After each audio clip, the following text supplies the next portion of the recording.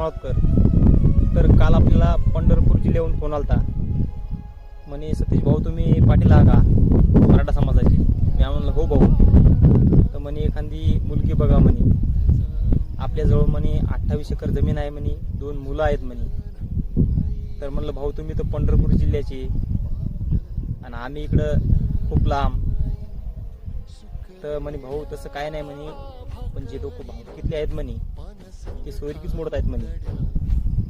आणि सोयरिकी असे लोक मोडायले म्हणे, त्यांचे पोरं असे रात्रंदिवस दारू पितात म्हणे. त्यांच्या पहिल्या सोयरिकी झाल्या म्हणे, आताच्या काळात होत बी नव्हत्या म्हणे.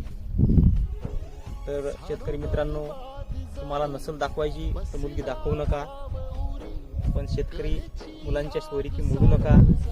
सर्वांना हा संदेश आहे. तर आज त्यांच्यावर टाइम आहे, उद्या तुमच्यावर टाइम असू शकते. तर दिवस हे मागं पुढे सर्वांचेच असतात. त्यामुळं हात जोडून विनंती आहे, कोणाची ही सोयरीक मोडू नका. सर्वांना हा संदेश आहे.